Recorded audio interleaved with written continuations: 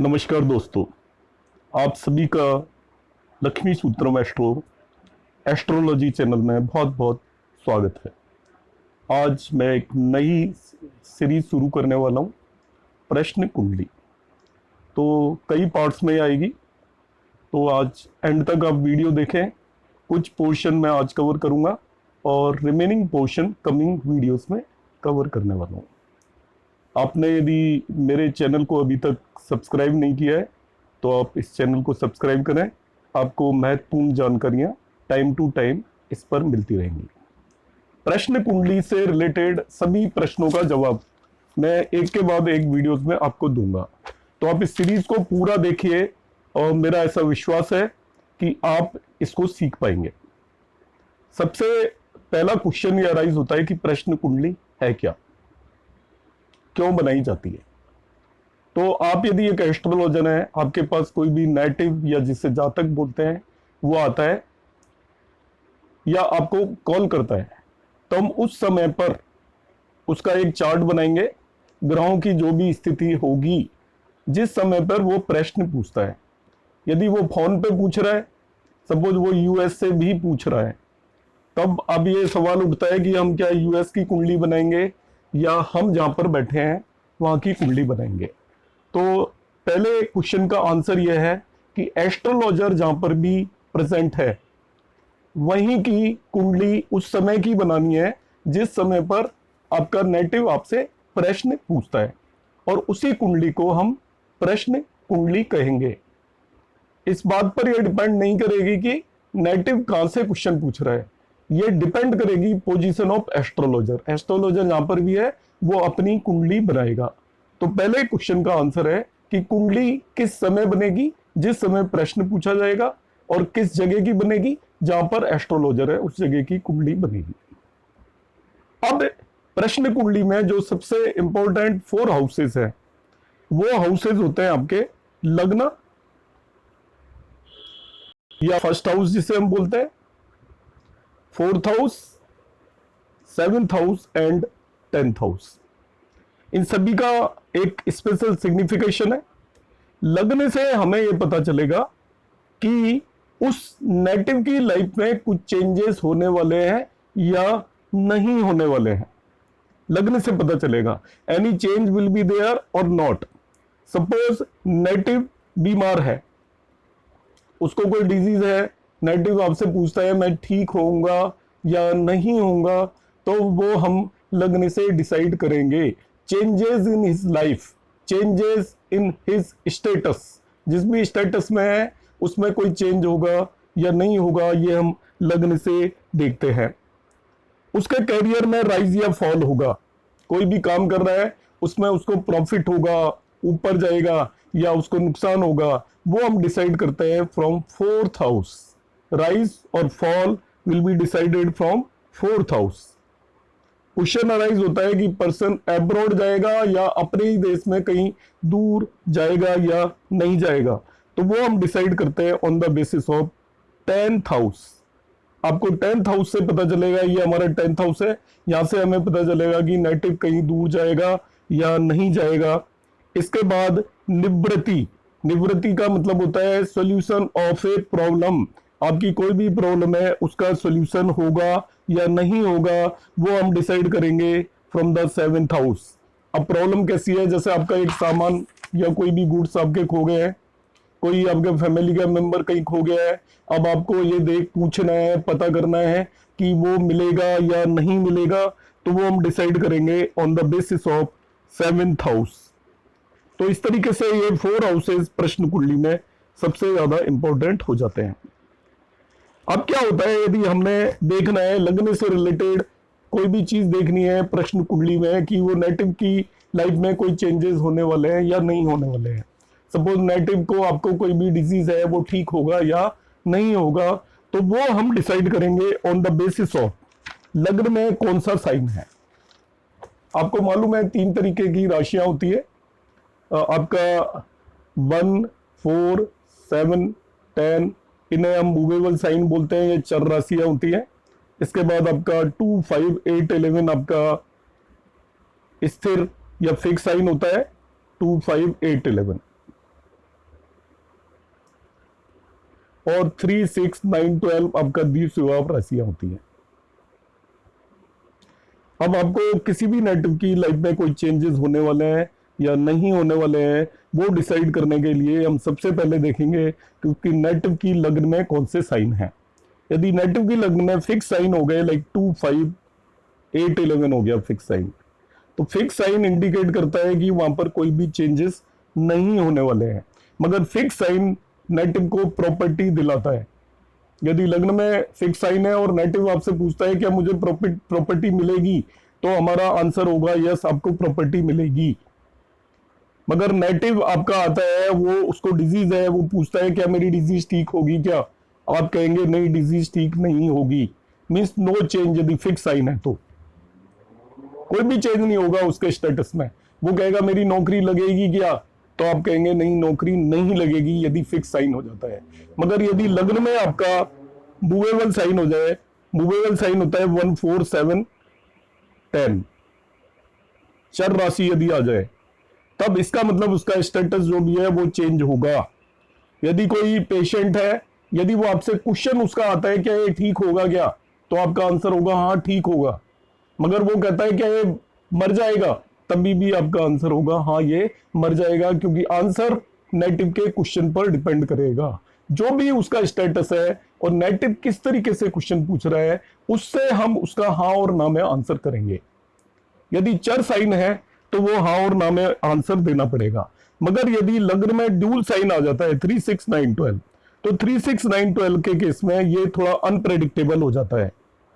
3, 6, 9, 12 में हम अनप्रेडिक्टेबल होंगे, दोनों ही बातें हो सकती हैं। मगर हम जनरली ऐसा देखते हैं यदि 0 से 15 डिग्री है लगने के अंदर, तब हम कहेंगे इट इज क्लोज टू चर साइन, तो हम कहेंगे कि उसकी स्थिति में चेंज होगा। मगर यदि 15 से 30 डिग्री के आसपास है, तो सॉरी 0 to 15 डिग्री होगा फिक्स साइन के पास, तो हम कहेंगे उसकी स्थिति में चेंज नहीं होगा। मगर 15 से 30 डिग्री है तो हम कहेंगे उसकी स्थिति में चेंज हो जाएगा। अब यही नहीं देखना है आपको, लगने तो देखनी है, लगने का ये साइन हो।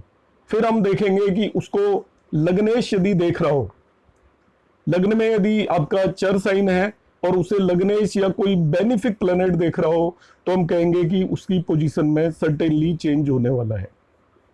चर साइन हो गया, चर साइन आपके चेंज को रिप्रेजेंट करता है, लाइक 1 साइन है और इसको इसका लॉर्ड लाइक मार्स देख रहा हो या कोई नेचुरल बेनिफिक देख रहा हो, यहाँ पे नेचुरल बेनिफिक की बात कर रहे हैं, तभी भी हम कहेंगे कि उसकी लाइफ में चेंजेस हो जाएंगे। मगर यदि मेलिफिक देख रहा है, साइन तो चर है मगर मेलिफिक देख रहा है, तो आप कहेंगे कि चेंजेस होंगे, मगर वो डिफिकल्टी के साथ होंगे। जरूरी नहीं है कि वो चेंजेस हो जाएं। एक दूसरी बात और है, जो चीज हम लग्न से देखते हैं उसी को यदि हम मून से भी देखें, चंद्र राशि को लग्न मानकर भी देखें, और वहां पर भी यदि रिजल्ट सेम आ रहे हैं, तो वो आपका इवेंट होगा ही होगा, ये मान लीजिए आप। Changes will be there. हम मून से भी देख लें और चेंजेस हो रहे हैं तो हम पक्का कहेंगे कि वो इवेंट होगा ही होगा। तब दो बातें आ जाती हैं, यदि आपकी लग्न के अंदर चर साइन है और यदि उसका लग्न लॉर्ड उसे देख रहा है या कोई नेचुरल बेनिफिक देख रहा है, तो चेंजेस विल बी देयर। यदि फिक्स साइन है तो हम कहेंगे चेंजेस नहीं होने वाले हैं। अब आ जाते हैं हम 4th हाउस पर। तो 4th हाउस हमें राइज और फॉल को इंडिकेट करता है। यदि 4th हाउस स्ट्रोंग है, स्ट्रोंग का मतलब वही होता है किसी नॉर्मल चार्ट में भी और प्रश्न कुंडली में भी स्ट्रोंग होने का मतलब है यदि उसको कोई नेचुरल बेनिफिट देख रहा है या उसका लॉर्ड उसको देख रहा हो, तो हम उसको स्ट्रोंग बोल देंगे। यदि नेचुरल बेनिफिट देख रहा है मगर वीक है, तो उसको हम वीक बोल देंगे। अब क्वेश्चन आपका राइज होता है कि 4th हाउस है आपका स्ट्रोंग हो गया, कोई भी नेटिव पूछता है कि मेरी बिजनेस में मैं राइज करूंगा क्या, तो आपका आंसर होगा यस आप राइज करेंगे। मगर वो आपका 4th हाउस को नेचुरल मेलिफिक देख रहे हैं और 4th हाउस वीक है, तो हमारा सीधा सीधा आंसर होगा नहीं आप राइज नहीं करेंगे, क्योंकि प्रश्न कुंडली में ज्यादातर आंसर हाँ या ना में ही दिए जाते हैं। क्वेश्चन अराइज होता है, कोई नेटिव हमारे पास आता है, वो कहता है क्या मैं अब्रॉड जाऊंगा, तब अब आप 10th हाउस पे आ जाइए। अब्रॉड जाने के लिए 10th हाउस इंडिकेट करता है। यदि 10th हाउस के अंदर मूवेबल साइन है 1, 4, 7, 10, तो ये आपका मूवमेंट को रिप्रेजेंट करता है 1, 4, 7, 10। मूवेबल साइन है, फर्दर आपका नेचुरल मेलिफिक उसको 10th हाउस को देख रहा है या आपका उसका लॉर्ड देख रहा है, तो आप सीधा सीधा आंसर कर देंगे नेटिव को कि हाँ आपके अब्रॉड जाने के बहुत ज्यादा चांसेस हैं। मगर 10th हाउस के अंदर फिक्स साइन हो जाता है, तो फिक्स साइन आपकी पोजीशन में चेंज को इंडिकेट नहीं करता, तब आप कहेंगे कि आपके फॉरेन जाने के चांसेस नहीं है। अब मूवेबल साइन है मगर मेलिफिक देख रहा है, तभी भी आप कह सकते हैं कि हाँ आप जा सकते हो मगर विद डिफिकल्टी। यदि मूवेबल साइन है, बेनिफिक देख रहा है, उसका लॉर्ड देख रहा है, बेनिफिक वहां पर प्लेस्ड है, तब तो हम कहेंगे कि वो सर्टेनली नेटिव जाएगा। अब क्वेश्चन अराइज होता है कि कोई भी चीज आपकी खो गई है या कोई भी फॉरेन गया हुआ है आपका रिलेटिव, नेटिव आकर क्वेश्चन पूछता है किसी के बेटे गए हुए हैं कि मेरा बेटा वापस आएगा या नहीं आएगा, तो इसको देखने के लिए हम यहाँ पर 7th हाउस इंपॉर्टेंट हो जाता है। तो 7th हाउस में फर्दर यदि फिक्स साइन है तो वो नेटिव आना ही नहीं चाहेगा, वो वहीं पे सेटल होगा फिक्स साइन है तो। मगर मूवेबल साइन है तो आप कहोगे हाँ नेटिव आ सकता है, फिर वही रूल लगेगा आपका। यदि बेनिफिक एस्पेक्ट है, बेनिफिक प्लेस्ड है या 7th हाउस का लॉर्ड 7th हाउस को देख रहा है, तब हम कहेंगे कि नेटिव वापस लौट कर आएगा। यदि वो आपका फिक्स साइन है तो हम सीधा कह देंगे कि नेटिव आना ही नहीं चाहता। इसमें 4th हाउस भी एक इंपॉर्टेंट रोल प्ले करता है। यदि 4th हाउस के अंदर भी कोई भी प्लेनेट अवेलेबल है, बेनिफिक अवेलेबल है, तो आप कहेंगे कि वो नेटिव वापस आ चुका है ऑलरेडी, और कितने दिन पहले आया है वो देखने के लिए हम कहेंगे कि 4th हाउस के अंदर वो कितने डिग्री प्लेनेट चल चुका है, बेनिफिक प्लेनेट। सब वो 10 डिग्री चल चुका है तो आप कहेंगे 10 डेज पहले वो नेटिव आ चुका है ऑलरेडी। इसी तरीके से यदि वो आपको लगता है 7th हाउस में सारी फेवरेबल कंडीशन है, वापस आएगा, अब वो क्वेश्चन पूछता है कब आएगा, तो हम देखेंगे कोई भी बेनिफिक प्लैनेट 4th हाउस की तरफ मूव करके आ रहा है तो कितने डिग्री पीछे है, उस डिग्री के बेस पर हम उसको असेस करके बताएंगे कि वो नेटिव आएगा और इतने दिन के बाद आपका वापस लौट कर आएगा।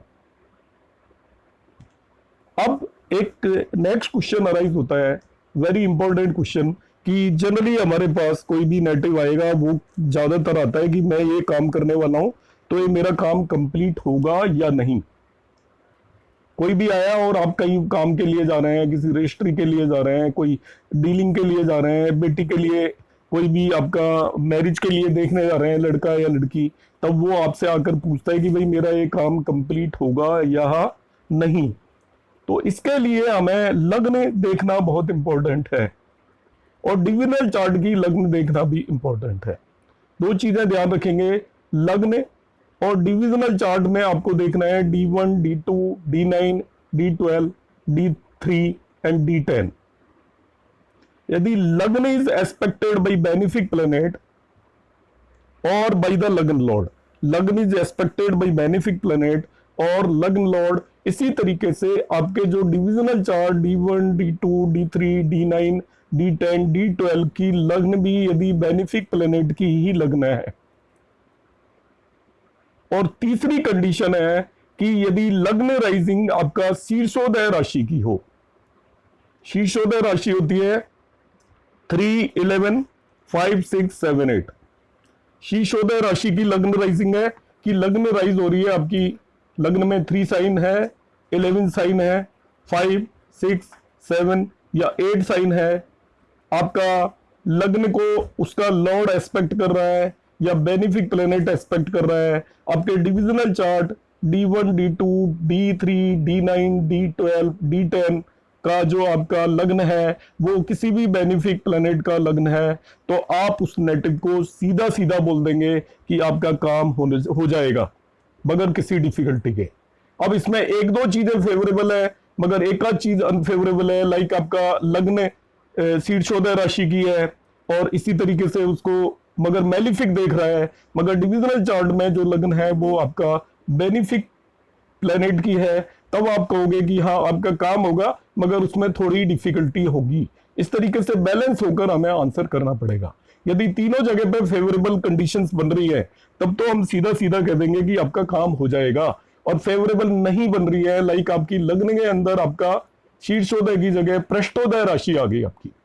पृष्ठोदय राशि हो जाती है आपकी 2 के बाद आपका इट इज लाइक 1 2 हो गया, 4 हो गया, 9 10। यदि पृष्ठोदय राशियां यदि होगी तब आप कहोगे कि नहीं आपका काम नहीं बनेगा। तो इस तरीके से हम इन कुछ एक क्वेश्चंस का आंसर कर सकते हैं। तो आज के नए वीडियो में कुछ एक पॉइंट कवर किए हैं। आप मेरी इस सीरीज को कंटिन्यू देखते रहिएगा। इन कमिंग वीडियोस में मैं और भी क्वेश्चंस आपका यहाँ पे अपलोड करूंगा। आप चैनल को सब्सक्राइब करें और यदि आपको कुछ समझ में आया तो लाइक करें। धन्यवाद।